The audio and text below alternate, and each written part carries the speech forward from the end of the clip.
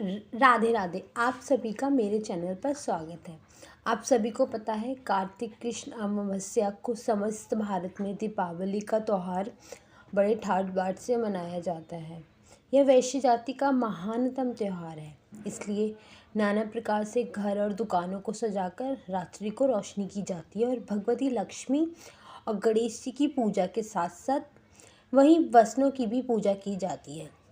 इस दिन भगवती लक्ष्मी जी समुद्र से प्रकट हुई थी और इसी दिन राजा बलि को पाताल का राजा बनाकर बामन भगवान ने उसकी थोड़ी पर रहना स्वीकार किया था तथा इसी दिन रामचंद्र जी ने रावण को जीतकर सीता सहित अयोध्या में प्रवेश किया था एवं इसी दिन राजा विक्रमादित्य ने सिंहासन पर बैठकर नवीन संवत की घोषणा की थी।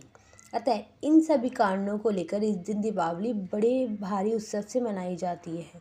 यह हिंदू जाति का विशेष त्यौहार है।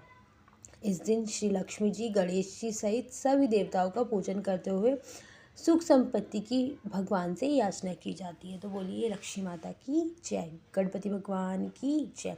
श्री महालक्ष्मी जी पूजन सामग्री: केसर, रोली, चावल, पान, दूध, खीर, बताशे, सिंदूर, मेवा, मिठाई, दही, गंगाजल, सुपारी, एक जल का लोटा, अगरबत्ती, रुई, घी का दीपक के अलावा दियसलाई और एक नारियल। विधि: एक थाली में या भूमि शुद्ध कर नवग्रह बनाएं।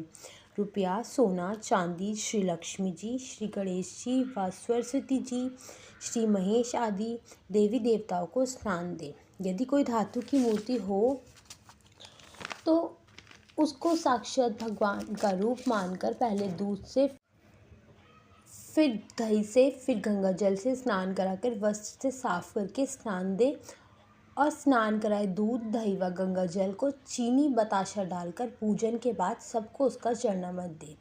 घी का दीपक जला के पूजा आरंभ करें। प्राचीन श्री लक्ष्मी जी की कहानी: प्राचीन समय में एक नगर में एक साहूकार था। उसकी एक लड़की थी। वह नित्य पीपल देवता की पूजा करती थी।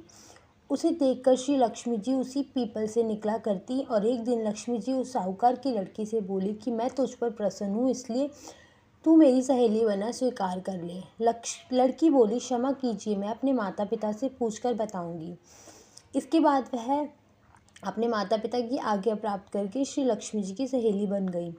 श्री महालक्ष्मी जी उसे बड़ा प्रेम करती।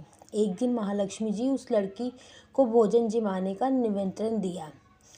जब लड़की भोजन पाने को गई तो लक्ष्मी जी ने उसे सोने चांदी के बर्तनों में खाना खिलाया और सोने की चौकी पर उसे बिठाया और बहुमूल्य दिव्य दुशाला उसने उसे ओढ़ने को दी। तत्पश्चात लक्ष्मी जी ने कहा, तुम्हारे यहाँ जीवने को आऊँगी। लड़की ने स्वीकार कर लिया और अपने माता पिता को यह हाल कहकर सुनाया।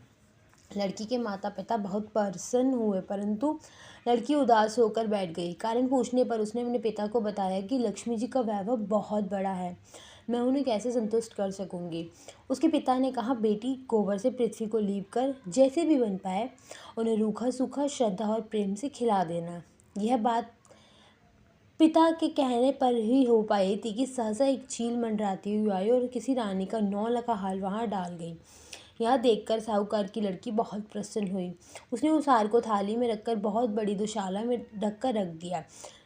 तब तक श्री लक्ष्मी जी और गणेश जी भी वहाँ आ गए। लक्ष्मी जी ने उन्हें सोने की चौकी पर बैठने को कहा। इस पर महालक्ष्मी ने कहा कि इस पर तो राजा रानी बैठते, हम कैसे बैठे। बहुत आग्रह पर महालक्ष्मी जी और गणेश जी बड़े प्रेम से भोजन किया। लक्ष्मी जी के और गणेश जी के पदार्पण करते ही साहूकार का घर सुख समृद्धियों से भर गया।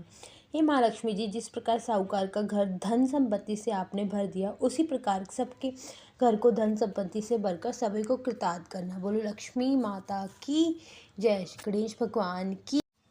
गणेश जी विनायक जी की कहानी: एक अंधी बुढ़िया थी जिसका एक लड़का और एक लड़की की बहू थी। वह बहुत गरीब थी। अंधी बुढ़िया नित्य प्रति गणेश जी की पूजा किया करती थी। गणेश जी साक्षात सम्मुख आकर कहते थे कि बुढ़िया माई, मांग तू चाहे जो कुछ मांग ले। बुढ़िया कहती, मुझे मांगना नहीं आता, सो कैसे मांगूं। तब गणेश जी बोले, अपने बेटे बहू से पूछकर मांग ले। तब बुढ़िया ने अपने पुत्र और वधू से पूछा तो बेटा बोला, धन मांग ले। बहू बोली, पोता मांग ले। बुढ़िया ने सोचा कि बेटे बहू तो अपने अपने मतलब की बातें कर रहे हैं, अतः उस बुढ़िया ने पड़ोसियों से पूछा। तो पड़ोसियों ने कहा, बुढ़िया तेरी थोड़ी सी जिंदगी है, क्या मांगे धन और पोता, तू तो केवल अपने नेत्र मांग ले, जिससे तेरा बाकी का जीवन सुख से व्यतीत हो जाए। उस बुढ़िया ने बेटे और बहू तथा पड़ोसियों की बात सुनकर घर में जाके सोचा, जैसे बेटा बहू और मेरा सबका भला हो वही मांग लेती हूँ, अपने मतलब की चीज़ भी मांग लेती हूँ। जब दूसरे दिन गणेश जी आए और बोले, बुढ़िया मांग क्या मांगती है, तो हमारे वचन है जो तू मांगेगी सो ही पाएगी।